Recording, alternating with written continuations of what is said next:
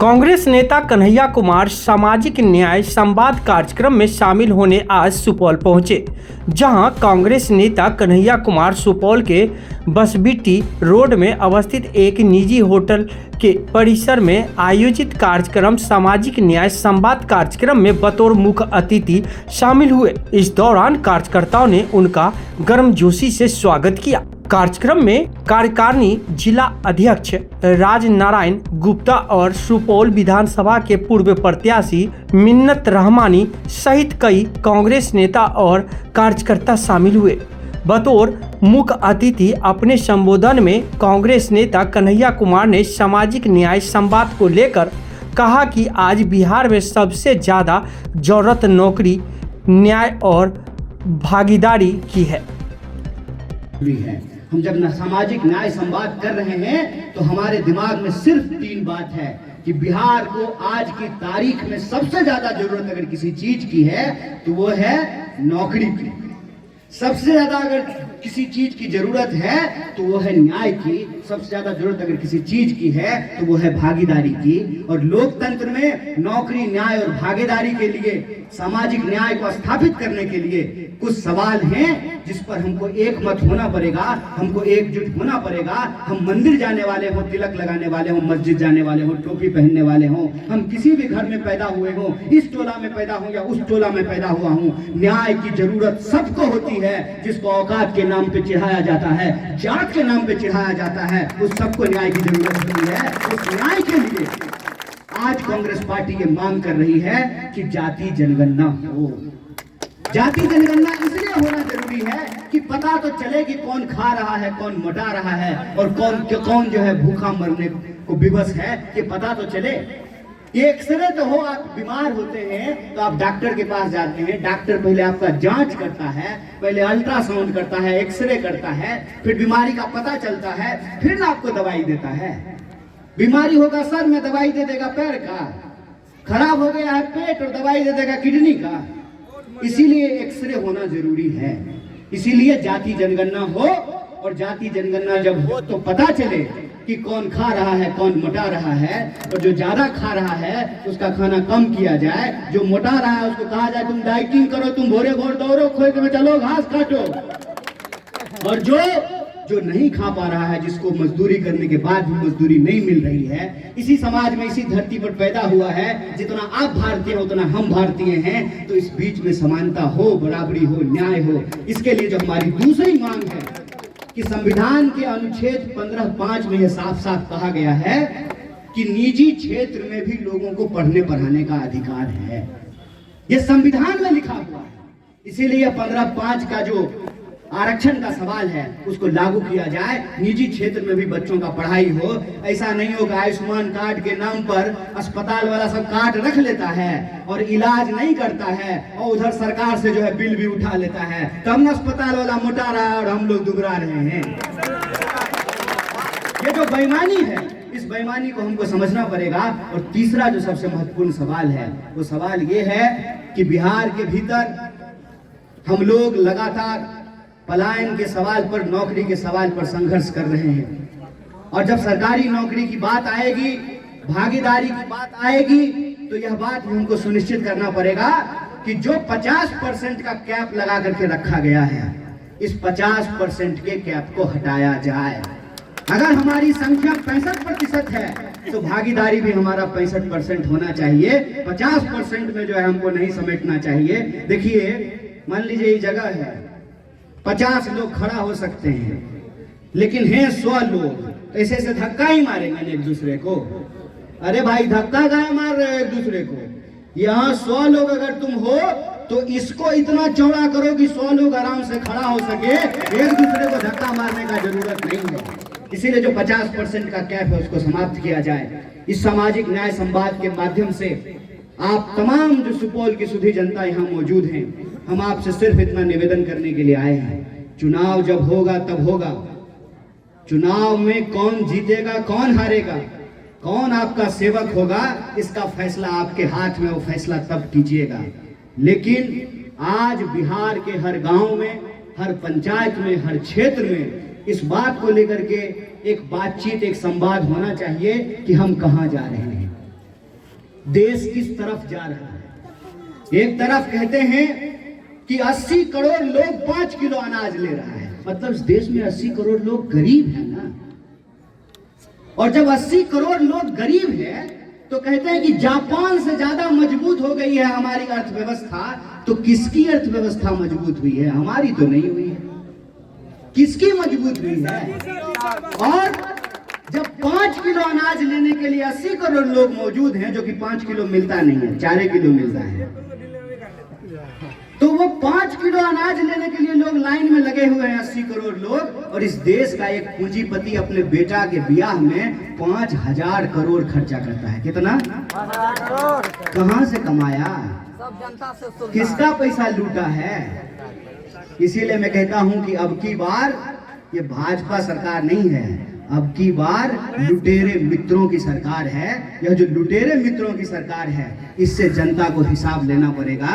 और वो हिसाब लेने के लिए जरूरी है कि लोकतंत्र में, जमहूरियत में हमको अपनी ताकत समझनी पड़ेगी।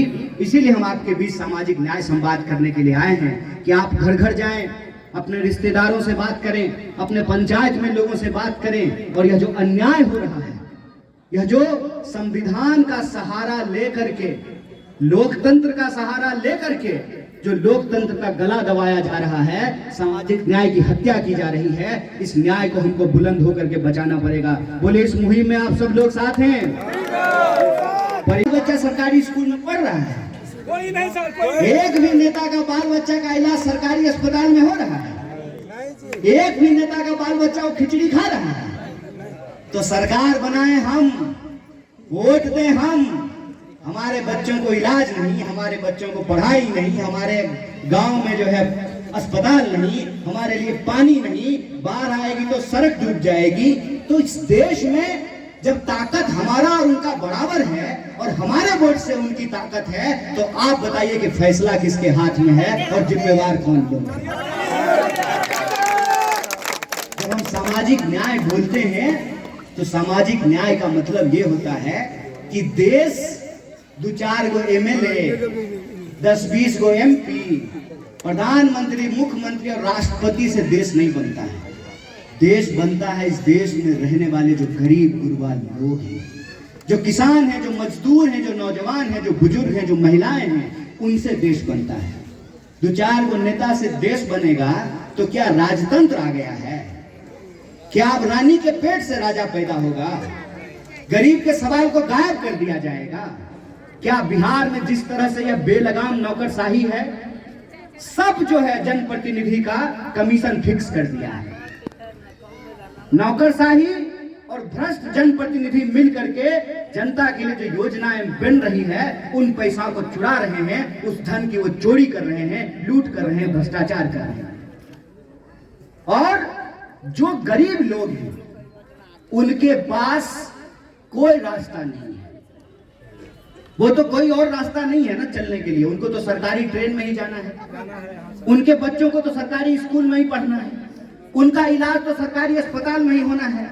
इसीलिए जानबूझ करके आज सरकारी व्यवस्था को तबाह किया जा रहा है, जानबूझ करके। क्योंकि गरीब गुरबा का बच्चा अगर पढ़ेगा, जैसे हम सरकारी स्कूल में पढ़ लिए, मेरी माँ आंगनवाड़ी में काम करती है, तो ये शिक्षा की ही ताकत है ना कि मैं खड़ा होकर के इस देश के प्रधानमंत्री और मुख्यमंत्री से सवाल पूछ रहा हूँ। शिक्षा की ताकत है, तालीम की ताकत है। इसीलिए जानबूझ करके इस शिक्षा व्यवस्था को ये खत्म कर रहे हैं। आज हम आपके बीच जब संवाद करने के लिए आए हैं, तो एक बात जान लीजिए, चुनाव जब होगा तब होगा। हमारे कई साथियों ने चुनाव की चर्चा की, सुपौल का इतिहास गिनाया। मैं सुपौल की इस महान भूमि को नमन करता हूं, लेकिन चुनाव से ज्यादा जरूरी यह है कि चुनाव होगा किस सवाल पर, चुनाव का मुद्दा क्या होना चाहिए। फिर चुनाव का मुद्दा यही होगा कि कौन मुख्यमंत्री बनेगा, कोई मुख्यमंत्री बन जाए। अगर हमारा स्कूल नहीं बनेगा, अगर हमारा अस्पताल नहीं बनेगा, अगर हमारे लिए बांध नहीं बनेगी, अगर हमारे लिए सड़कें नहीं बनेगी, अगर हमारे बच्चों का इलाज नहीं होगा, अस्पताल नहीं बनेगा, तो क्या फर्क पड़ता है भाड़ में जाए कौन प्रधानमंत्री बनेगा, कौन मुख्यमंत्री बनेगा।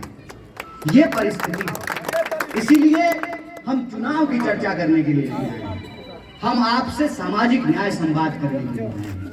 कई हमारे कांग्रेस के साथियों ने चुनाव का चर्चा किया है, लेकिन मैं अपने कांग्रेस के एक एक कार्यकर्ताओं और नेताओं से कहना है कि अगर आप सामाजिक परिवर्तन चाहते हैं तो बात सुपौल के 5 सीट की नहीं है, बल्कि बिहार की 243 सीटों का है। इस बात को याद रखिए। ये नहीं देखना है कि प्रत्याशी कौन सा है, ये नहीं देखना है कि चिन्ह कौन सा है, ये देखना है कि इस देश में एक संघर्ष चल रहा है, एक लड़ाई चल रही है। और वो लड़ाई ये है कि एक तरफ अन्याय करने वाले लोग हैं, एक तरफ वो लोग हैं जो हमारे से हमारा टैक्स का पैसा वसूलते हैं और अपने दोस्तों का कर्जा माफ करते हैं। इस देश के जो बड़े लोग हैं उनका कर्जा माफ किया 16 लाख करोड़, 16 लाख करोड़ कर्जा माफ किया अमीर लोगों का।